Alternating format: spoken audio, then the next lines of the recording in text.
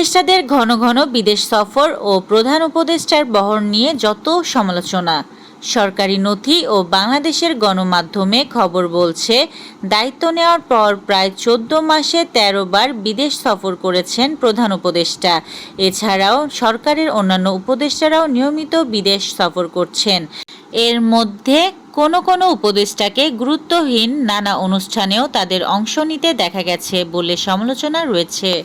গাজায় চলমান গণহত্যা ও ইসরায়েলি আগ্রাসনের প্রতিবাদে এবং আন্তর্জাতিক মানবিক উদ্যোগে গ্লোবাল সুমুদ ফ্লোটিলার সঙ্গে সংহতি জানিয়ে ঢাকায় মানববন্ধন অনুষ্ঠিত হয়েছে। বৃহস্পতিবার বিকেলে শাহবাগ মোড়ে community for freedom and justice এর ব্যানারে এই কর্মসূচি অনুষ্ঠিত হয়। বাংলাদেশ জাতীয় লীগ নিবন্ধন পেতে যাওয়া দল গঠনতন্ত্র দেখাতে চায় না। নির্বাচন কমিশন যে দুটি দলকে নিবন্ধন দেওয়ার সিদ্ধান্ত নিয়েছে তার একটি বাংলাদেশ জাতীয় লীগ। নিবন্ধন আবেদনে দলটির কেন্দ্রীয় কার্যালয়ের ঠিকানা ঢাকার কেরানীগঞ্জ উপজেলার টানপাড়া আটি। যদিও টানপাড়া আটি নামের কোনো এলাকার অস্তিত্ব কেরানীগঞ্জে পাওয়া যায়নি। বঙ্গোপসাগরে ঘূর্ণিঝড় শক্তি সৃষ্টি হওয়ার ঘোষণা দিয়েছে আমেরিকার নৌবাহিনী কর্তৃক পরিচালিত joint typhoon warning centre.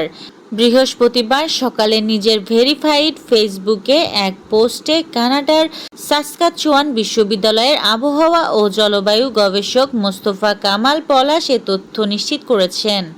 Israeli বাধা উপেক্ষা করে গাজা অভিমুখী গ্লোবাল সুমুদ ফ্লোটিলার নৌযানগুলোর মধ্যে একটি ইতিমধ্যেই গাজার জলসীমায় প্রবেশ করেছে। গ্লোবাল সুমুদু ফ্লোটিলার লাইভ ট্রাকার অনুযায়ী মিকেনো নামের ওই নৌযানটি বৃহস্পতিবার গাজার উপকূলে প্রবেশ করে। ফিলিস্তিনিদের ন্যায্য অধিকার ও স্থায়ী শান্তি নিশ্চিত করার দায়িত্ব প্রথমে মুসলিম বিশ্বের, এরপর আন্তর্জাতিক সম্প্রদায়ের, এমন মন্তব্য করেছেন তুরস্কের president Recep Tayyip Erdogan. Liton Das খেলবেন কি খেলবেন না? এশিয়া কাপে বাংলাদেশের শেষ 2 ম্যাচের আগে এই প্রশ্নটি ঘুরে ফিরে এসেছে। আজ শারজায় আফগানিস্তানের বিপক্ষে 3 ম্যাচ টি-20 সিরিজের প্রথম ম্যাচে অবশ্যই এই প্রশ্ন তোলার সুযোগ নেই। লিটন চোটের কারণে আগেই দেশে ফিরেছেন। আফগানিস্তানের বিপক্ষে টি-20 সিরিজের নেতৃত্ব দেবেন জাকের আলী। জাকেরের নেতৃত্বে আফগানিস্তান সিরিজের প্রথম ম্যাচে বাংলাদেশের একাদশ কেমন হতে পারে? ছুটির দিনেও মিরপুর শেরেবাংলা স্টেডিয়ামের গেটে কড়া পুলিশ পাহারা। কারণটা অনুমান করতে কষ্ট হয়নি কারো।